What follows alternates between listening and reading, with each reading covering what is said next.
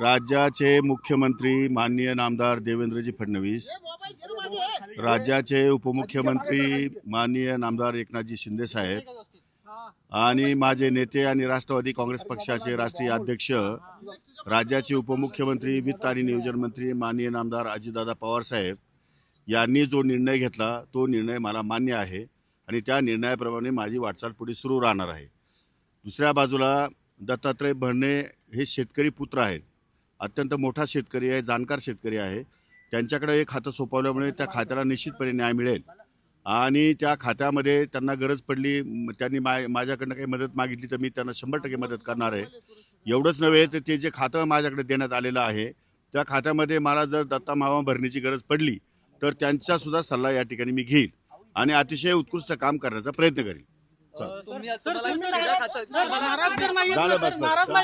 नाही नाही, अजिबात नाही, अजिबात नाही। I am very happy,